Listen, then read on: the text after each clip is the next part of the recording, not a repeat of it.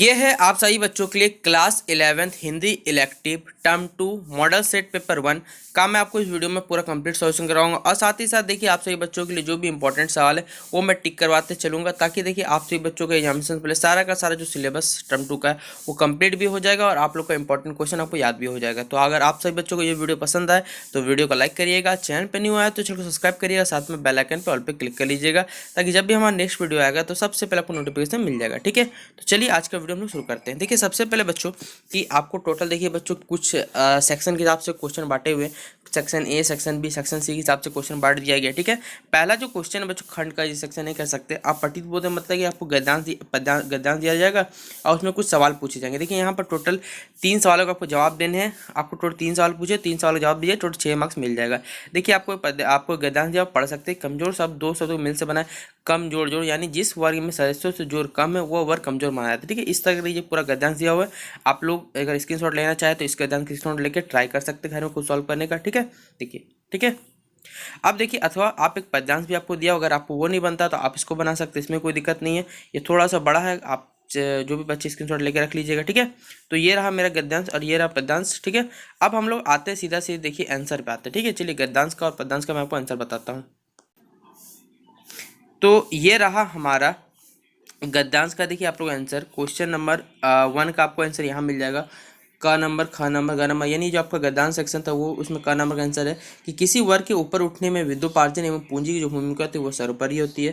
फिर क्वेश्चन में ख हो जाएगा हमारे विद्याहीन व्यक्ति द्वारा अर्जित किया गया धन वैसे ही निरुपयोगी है जैसे बंदर के हाथ आया फूलों का हार। ठीक है, अर्थात वह धन का सदुपयोग नहीं कर पाता। और क्वेश्चन में ग का आंसर हमारा पूंजी को समझने के लिए पुस्तक पढ़ने की जरूरत नहीं होती। ये हमारा गद्यांश का 3rd नंबर का आंसर हो गया। अगर आप गद्यांश नहीं बना सकते पद्यांश बना सकते हैं, उसके लिए देखिए आंसर में यहाँ लिखा हुआ है कि पद्यांश में ग्राम, नगर, संसद, सड़क, आयोग, मकान, दुकान, बंदूक आदि जगहों पर देश के नहीं होने की बात कही गई है। फिर क्वेश्चन ख हो जाए हमारे प्रस्तुत पद्यांश में कवि क्षमता, सहिष्णुता, प्रेम आदि प्रकरण का अपना विचार व्यक्त कर रहा है। फिर क्वेश्चन ग में हो जाएगा हमारा पद्यांश में कवि ने देश प्रेम के लिए प्रेम और इरादा को जरूरी माना। ठीक है, तो ये हमारा तीनों का आपका गद्यांश भी कंप्लीट हो गया, पद्यांश भी कंप्लीट हो गया। अब चलिए हम लोग बाकी सवालों को देख लेते हैं।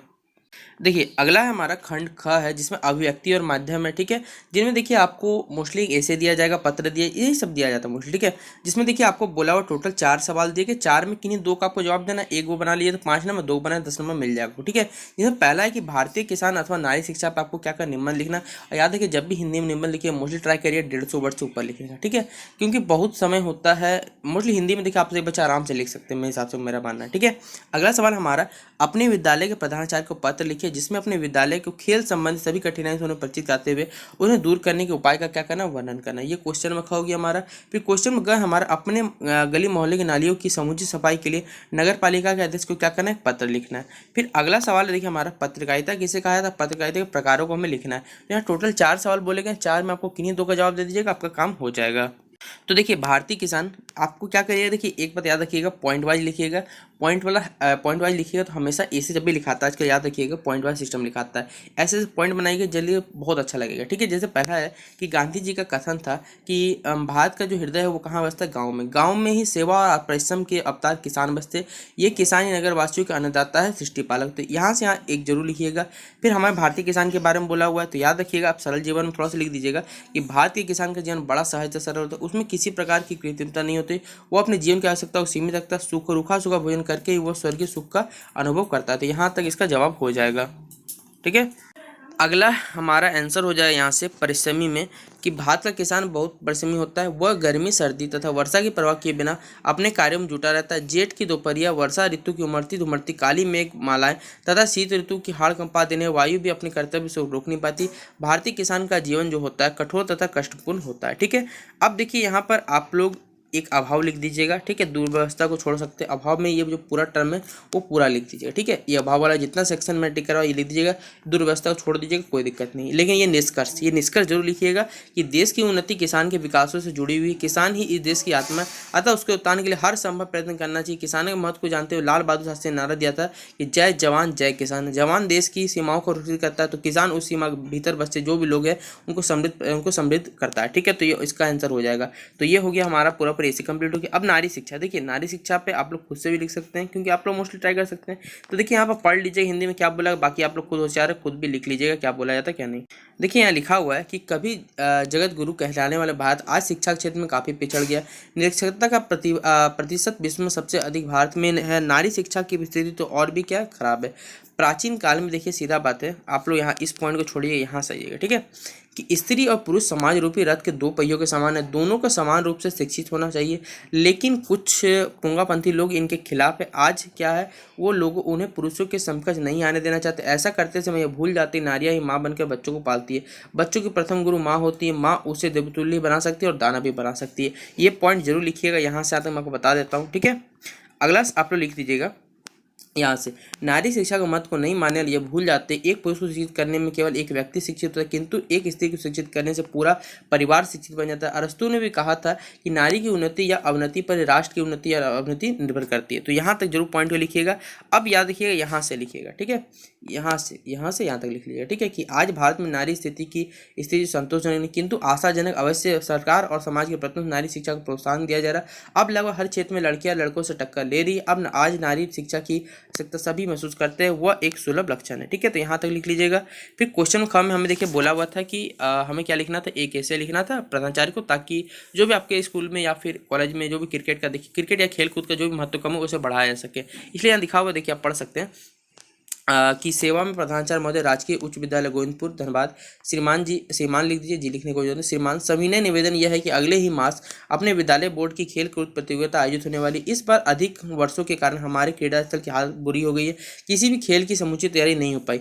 मैदान में कई स्थानों पर गड्ढे हो गए। क्रिकेट की पिच तो काफ़ी परिश्रम की आवश्यकता है। इस वर्ष देखिए इस वर्ष तक खेल का जो नया सामान खरीद नहीं पाया, इसलिए 10 दिन से उसका अभ्यास बंद है।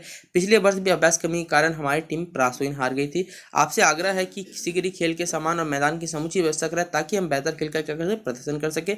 आपका आज्ञाकारी साथ आपके शिष्य, ठीक है, अपना नाम डाल दीजिएगा, जो भी आपका यहाँ पर क्लास 11 कर लीजिएगा और यहाँ डाल दीजिएगा, ठीक है। दिनांक यहाँ पर लिख दीजिएगा 10 जून, जो भी आपका डेट है वो लिख दीजिएगा। फिर अगला देखिए हमें लिखना था एक आपको फिर से नोटिस लेटर लिखना था कि इसको नगर निगम अध्यक्ष नगर निगम रांची नगर में मोहल्ले में क्या व्याप्त गंदगी की समस्या लिखना था। देखिए यहाँ लिखा वो ऊपर पढ़ सकते हैं कि महोदय आपके प्रतिष्ठित समाचार पत्र के माध्यम से समृद्ध अधिकारियों के ध्यान में यह बतलाना चाहता हूँ कि इस शहर के प्रत्येक क्षेत्र में गंदगी का ढेर लगा हो, नालियों का मुंह पॉलीथिनों के जो बंद हो गया। ये देखिए पूरा लिख दीजिए, आप लोग खुद पढ़ के लिख दीजिए, ज़्यादा अच्छा रहेगा, ठीक है। मैं से क्या बताऊँ, क्योंकि आप लोग देखिए खुद पढ़िए, हिंदी ऐसा सब्जेक्ट है जो आप लोग खुद भी पढ़िएगा तो आपको समझ आ सकता है, ठीक है। यहाँ तक लिख दीजिएगा। अगला ये सवाल इंपॉर्टेंट है, ये सवाल मैं आपको समझा देता हूँ क्या बोला गया यहाँ कि देखिए पत्रकारिता हमें पहले परिभाषा देना था। तो देखिए लिखा हुआ आप लोग पढ़ सकते हैं आराम से कि बच्चों यहाँ पर बोला हुआ है कि ज्ञान और विचारों की समीक्षात्मक टिप्पणियों के साथ साथ शब्द ध्वनि तथा चित्रों के माध्यम जन जन तक पहुँचाने पत्रकारिता। अब पत्रकारिता का देखिए प्रकार बोला हुआ है, देखिए डिपेंड करता है क्वेश्चन कितने नंबर, क्वेश्चन 5 नंबर तो बड़ा लिखना पड़ेगा। पहला है खोज परख या खोजी पत्रकारिता, विशेषीकृत पत्रकारिता, वॉचडॉग पत्रकारिता, एडवोकेसी पत्रकारिता और वैकल्पिक पत्रकारिता। थोड़ा थोड़ा देखिए क्या करिएगा, 2-2 लाइन सब में लिख दीजिएगा, सीधा बात याद रखिएगा, ठीक है। कोई जरूरी नहीं कि आपको पूरा ही लिखने की आवश्यकता है, ऐसा कुछ नहीं है। आप सब में से देखिए 2-2 लाइन छाट के लिख दीजिएगा। देखिए मैं आपको बता देता हूँ कहाँ तक लिखना है। यहाँ से यहाँ लिख दीजिएगा कि मैं यहाँ से यहाँ तक लिख दीजिएगा, एक एडवोकेसी में लिख दीजिएगा, यहाँ से यहाँ लिख दीजिए ना, और एक यहाँ से लेकर यहाँ तक लिख दीजिए, ठीक है। ये हो गया हमारा सवाल का जवाब हो गया, ठीक है। अब देखिए बुक पार्ट आता है। चलिए बुक पार्ट के पहले हम लोग सवालों को एक बार देख लेते हैं, उसके बाद हम लोग सॉल्व करना शुरू करेंगे, ठीक है।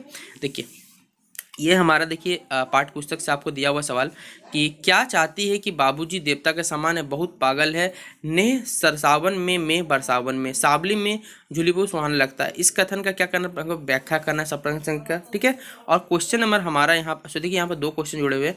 ये क्वेश्चन नंबर क है, यहाँ क्वेश्चन नीचे ख है, ठीक है। ये क्वेश्चन ख नंबर, ठीक है।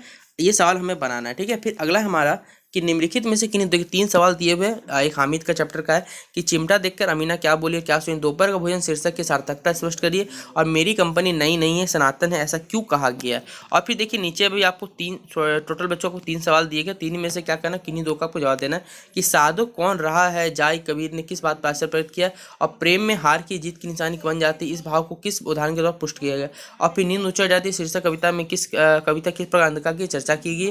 और क्वेश्चन नंबर देखिए यहाँ पर आपको 6, 7 और 8 दिया हुआ है, ठीक है। 8 में बड़ा क्वेश्चन दिया हुआ है 6 नंबर में कि कबीर दान के द्वारा गीतों का संग्रह किस नाम से प्रसिद्ध है, इसमें कौन कौन से भाग है। फिर अगला सवाल हमारा पराया घर तो लगता ही है भाभी, अपनी भाई भाभी के कमरे में शाम को प्रायः मसाज क्यों होता था।